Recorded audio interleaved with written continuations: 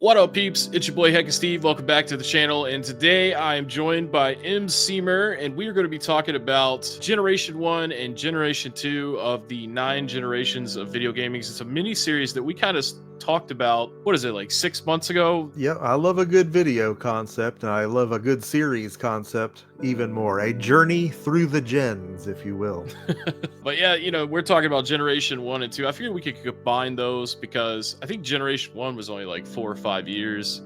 And then Generation 2 was like super long. It was about 1972 when the home console started. So Generation 1 kicked off. And a lot of the game systems back then, there weren't any cartridges or anything like that. It was mostly just like dedicated systems.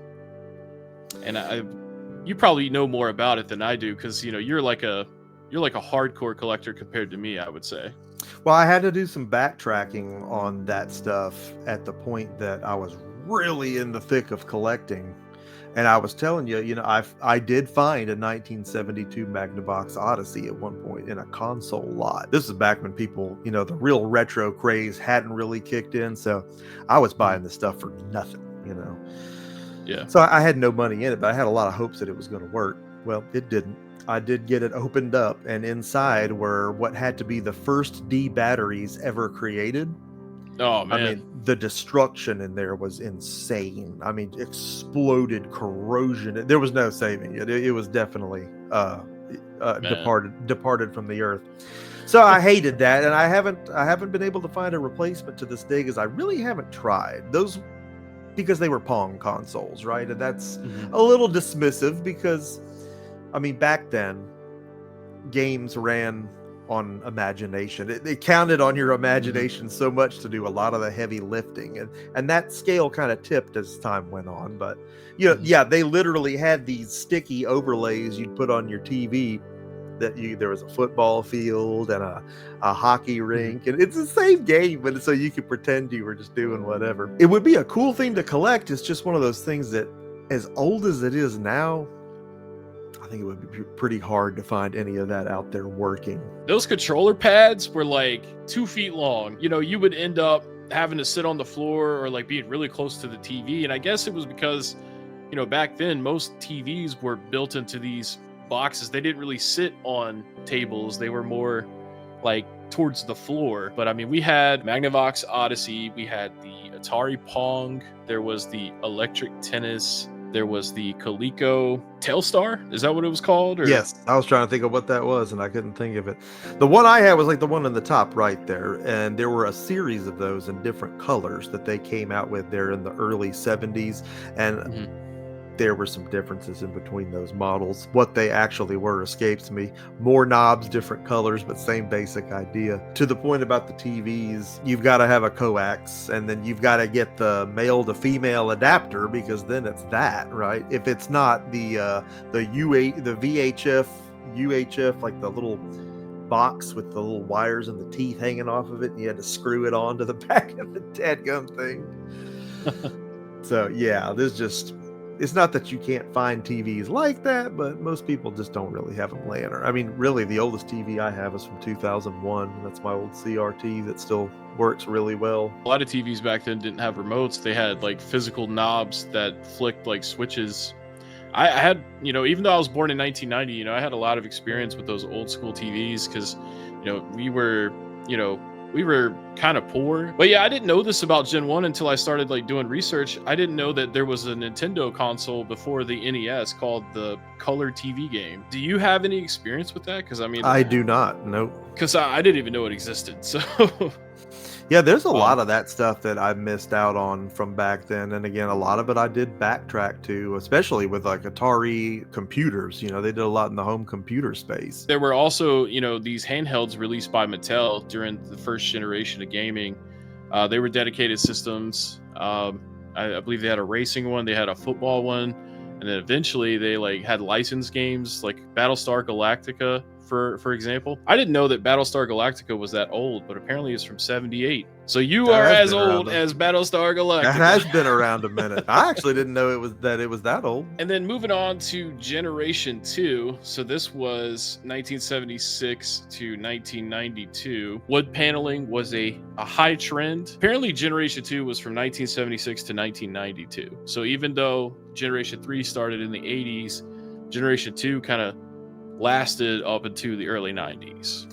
Well, you jump ahead there to the one on the far right there, the Rainbow Warrior. I've got one of those down here in mint condition. It's a cool unit, but yeah, Atari did take one last jab at it in '88, and the 7800 was their Hail Mary throw, and it was backwards compatible because at that point there was demand for those 2600 games, at least in their space, right? The 7800 stuff, they were still going to have to kind of sell everybody on that. Plus, people had 2600 games. They wanted to at least have that backwards compatibility to drive any sales, for the 7800, which obviously it failed miserably, even though it had some pretty cool games on it here and there. But yeah, because they just wouldn't go away, it did stretch the generation a little long. The Intellivisions down there, the number one model, I've been through like 4 of those, and fixing them is not a small task. And I still do not have currently a working one. I have the Intellivision 2, and it's in fantastic shape. With again, like you said, it's got like a 1-foot phone cord on it. But to me, these look like the old school alarm clocks that you would have in the 90s and the 80s. Yeah, with that wood paneling. Everything had to be wood. It's like it's not made of wood, but it needs to look like it's made of wood. Because back then that was the mindset, right? Even like take the TV as a perfect example. It was a piece of furniture. Not like it is now, where it's like a window on your wall and it's 80 inches big. It was just a different time, man. The styles and everything, and honestly, I yearn for it. It gives me such a peaceful feeling. That's what nostalgia is supposed to do. But that was the dawn of it right there. The need for those games to come home, and of course, they didn't do so in any great display or anything. It left a lot to be desired in the graphics department, but just the prospect of the stuff coming home was amazing in its own regard. And for just a brief shining moment there, because it wasn't a long window for me, I was able to go to a friend's house and they would have a 2600, or I had a good friend with a 5200, and that's what we played. It wasn't much longer past that every house on the block had an NES. I mean, once that dropped, that was it. And there were still people that had their Ataris, and I would still play their Ataris, but obviously its days were numbered as a go-to of any kind. I think there's a lot of software for that console that gets overlooked because there's a lot of stuff on those consoles that are the automatic go-tos, the ones everybody knows, the common ones that we commonly think about when we think of those consoles. But 5200 had some brilliant execution on its versions of certain 2600 games, to where like I love to see those versions of the games because I remember those, and they were that much better, right? The 2600 was obviously pretty limited. Atari did have the problem of a lot of the games just not being playable. I won't say they didn't age well, because depending on who you are and what you're into and how much you're really about your vintage gaming, it all ages well, right? Because you want to experience it. It's going to be like a fine wine when you uncork it. But there were games like Atari Football. Still to this day, I don't know how to play it. I mean, there's one button. There's one button. I mean, what could I be doing wrong? I can't make it do anything. So it's like, okay, it's like 3-on-3 football, whatever it is.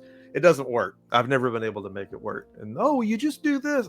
I'm doing it. It's not working. I look up a Wikipedia, this, and the other thing. Okay, no, it's not doing it. It's just not doing it. So that's just one example. There were 2600 games that you put them in, and you're just like, no, it's not right. But what happened was we're already devoid of graphics, right? Because we just weren't that far along in it yet. The only thing we had was the gameplay, right? The actual dynamic, the action itself had to be where the entertainment came in, because we're playing for high scores, obviously. And then there was the other end where there were these games that were ahead of their time, right? Because they got the mechanics part right. It was an actual fun game to play. And the graphics just, I just had a blind eye. We all turned a blind eye to it for years. Everything always looked like the best thing because it was the thing you currently had. So Yeah, and you had no reference of anything better. Now, this was like, the golden age of arcade was kind of going away towards the end of the 80s. So you saw a lot of arcade ports come out during this time. Space Invaders, Asteroids, which I see you've got the arcade one up behind you. Also, Yep. shout out the Atari T-shirt. I noticed that earlier. I'm that guy. I wore the band shirt to the concert. Activision, which I didn't know this till I did research, was the first third-party developer ever. They formed in 1979. I think it was 4 Atari programmers that ended up becoming Activision. That was interesting to learn, when, looking back on Generation 1 and 2, because these are definitely the 2 generations I have the least amount of experience with. This also, Generation 2, was responsible for the video game market crash that I believe started in 1983, lasted about 2 years. And it was mostly because there was just too many options, too many games being produced and being rushed out. People were just getting kind of bored with it, and they were probably getting bored with paying for stuff that sucked. And it just kind of created a crash. Moving into ET, most people, when they think about old games, they think about Atari and they think about ET, and everybody, for the most part knows the story, but just like the short version, they wanted to make the game to come out around the time that the movie came out to kind of, capitalize on the hype of the film. And so production for the game was rushed, and then they anticipated that it would sell well. But once word of mouth got out, because, obviously there was no internet back then, so you had to rely on TV and newspapers and word of mouth to tell you that a game was horrible. Once that got out about ET sucking, it pretty much pretty much killed that out. Well, the whole ET thing was a wild story, and there's probably a lot of folks that haven't got the whole story to that, but there was a documentary, and you may have watched it. It was called Game Over. It features Howard Scott Warshaw, who developed it, and he's just telling you the whole story of what he went through to make that. But that was the documentary where they were trying to prove that they dumped all those ETs in the Alamogordo landfill. ET actually wasn't that bad. And there have been people, in recent past that have peeked up and tried to make that a narrative. But it really is true in the same way that we turned a blind eye to graphics not being the same things we were experiencing in the arcade down the street. ET was just, oh, you got a game and it's ET. And here's a game that had the mechanics, but I still didn't know what to do, right? But you're at somebody's house, right? And they've got ET.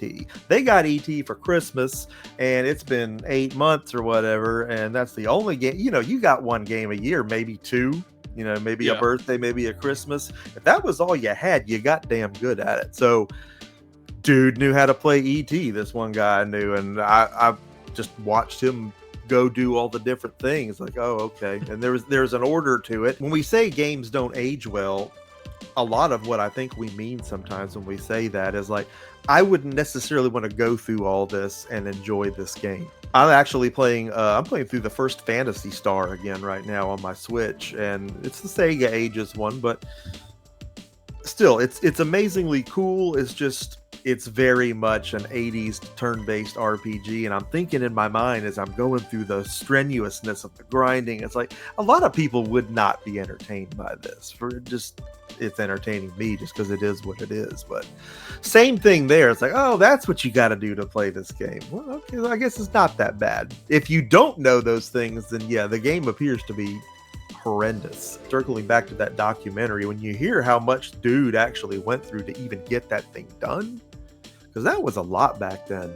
Programming wasn't no joke. That was the Wild West. Yeah, it's a harrowing tale. Any of those guys back there that were in the trenches, that were forging this great hobby, man, it's just, those were giants right there. I mean, it's just really amazing. The more you learn about that, the more it'll interest you, everything that went on back then.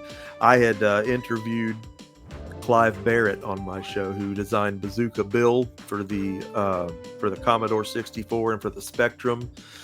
He was a developer for Melbourne House in Australia, and just him telling me about, like, hey, I want to learn to program, and I went to the library and I got a giant book and it opened it up and I just started reading, and it's like that.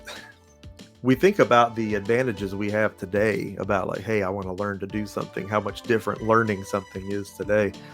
Man, that was some hard fought stuff back there. And those guys they were developing stuff that was so cutting edge. I mean, they were doing stuff people never even thought about doing. Of course, it looks so prehistoric by today's standards, but given what they had to work with, again, it's all relative, it all scales. So it's just fascinating to hear about people that came up back then and had careers in that industry. Circling back to the whole home computer thing, that really played a big role. And I played a lot of that stuff. The Commodore 64, played a lot of that. And I had the Atari 1040 ST. I still have it. The Cadillac, the premier home computer system. History won't tell you that, but man, that thing was beefed. It was stacked. It was playing 16-bit grade stuff in the mid 80s. It was a tough machine. And then you had the Atari 400 and the 800 and the XE. It's so cool to pull that stuff out, but it's labor intensive setting it all up. And while it may be a labor of love, there's obviously easier ways to enjoy that software today through emulation, and that's probably the route everybody's going to go. They should still go any route they can, though, and experience a lot of these, because there's so much cool stuff from back then that you can get into. It did age well, and you know, people that check it out, they'll be glad they did. There's so many great Atari collections. That Atari 50th anniversary collection that just came out is a prime example of just how accessible all this stuff is. I mean, it has so much stuff.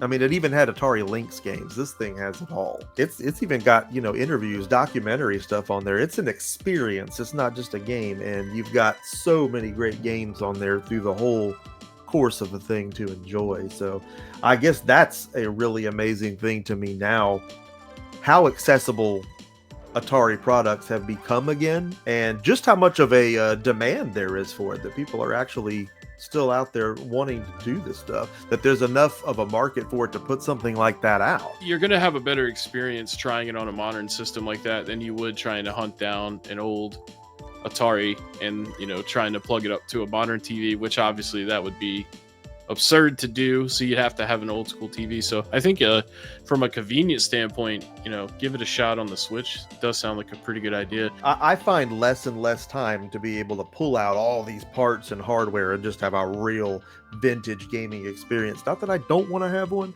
not that I don't still have them, but the fact that we can put these on handhelds is just fantastic. We already had the Flashback Classic collections that came out at Games, I think, published those, and that was on all the current gen consoles. So the PS4, Xbox One, Nintendo Switch. There were 3 volumes, but even that, you know, fast forward to that 50th collection, I think that's all inclusive there. Plus you get the 5200 games and stuff like that. There are some really good things on there, and there's a lot of stuff that I guarantee you, anybody that picks that up, you haven't played everything on there. So there's definitely some stuff to learn and some new things to enjoy, as well as some great stuff to go back to. And that's just fantastic. There's a lot of games that just, they may not be overlooked, but they're not looked at enough. One is one that I played on the 5200, but it was also on 2600, Kangaroo. If you haven't experienced Kangaroo, you've got to experience Kangaroo.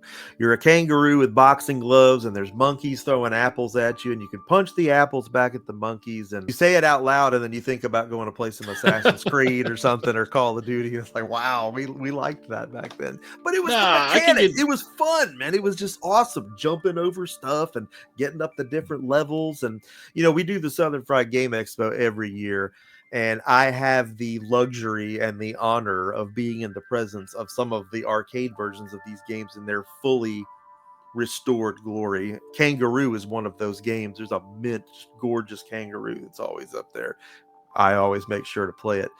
But yeah, Kangaroo is one that people really should jam on if they haven't. And another one from back then that I actually played it on the 2600 was Tutankhamun, where you're this little pyramid explorer guy, and you're going down into the Egyptian pyramids, and you're looking for treasure and stuff, and shoot these little things, and there's snakes and stuff, and I don't know. You start saying this stuff out loud, and I was like, well, I'll go play some God of War or something. But no, but back then that was amazing. And you talk about your imagination doing the heavy lifting. It was, right? I mean, this dude was finding these different treasures worth different points, and you're exploring the pyramid and whatnot. And your mind's going a million miles a minute. You were that guy, right? You're in the pyramid right now. It's amazing thinking back to my brain waves, my thought patterns back then, experiencing those games for the first time and what that felt like. And you can still rub some brain cells together and get that spark back. And like, I remember what that felt like. That's another game too. There was a mint Tutankhamun cabinet at the last expo. It's on one of the videos I did from that event, and I was just, oh my goodness, I would sell a kidney to take that thing home. I mean, it was just divine, just absolutely majestic to look at. But again, all of this was all about that experience coming home and how that translated. And it's cool to me when I experience some of that stuff in reverse, and that happened to me as a result of just coming in on the cusp of like the end of Gen X there. I didn't experience arcade and then come home and do it on some of those games. Some of those games I experienced first at home and then maybe found the arcade version much later on. So my heart longs more for those arguably inferior home versions than it even does for the arcade. On the 5200, and it's on those collections, Countermeasure. And you're in this tank and you're shooting stuff and you're trying to capture these 3 pieces of a failsafe code, and you got to get them in time to log them into the thing and keep the nukes from going off and the whole world blowing up. It's got this kill screen when you die that's got this formidable looking skull and crossbones, and it was just, I remember being 7 years old and seeing that, thinking about the whole world blowing up and everybody's dead because I just lost the game. And man, that thing would give me nightmares. I would think about that skull at night. I think about what that felt like, and then to play Countermeasure today, it's just a wild look back, and it all comes flooding back, and you really realize just how great these products were. It stands strong on concept, on build, on mechanics. These are legit fun to play games even today. I think that is probably enough for Generation 1 and 2. MCmer, I appreciate you joining me for this episode. Yeah, man. You bet. And I can't wait to get into episode 3, which will be episode 2 about Generation 3. Yeah, it's going to be a loaded one there. And this could be, I mean, honestly, you could still talk about this stuff for 3 more hours, mainly just because of all the computer stuff and the other versions of some of these games. And yeah, it's a really deep hole to dig. I just think that the deeper you go there, the less relatable it all is, generally speaking. The NES and the Sega stuff, all that from that era, that's a tune just about everybody still in the hobby can dance to. Everybody's experienced that in some form or fashion, whether it was back then or whether it was now. And there's just so much ground to cover there. Man, the crash happened, and then it was just immediately reborn, and it was reborn as this monster. I mean, just so much. Just the year 1987 alone, you look at some of the stuff that came out in those years, it's staggering. I mean, it's just absolutely unbelievable, the stuff that we were getting hit with so quickly in that range of years. Thank you guys so much for watching. Be sure to subscribe to me and to MCmer if you're not subscribed to either one, and we will catch you in episode 2. See you then.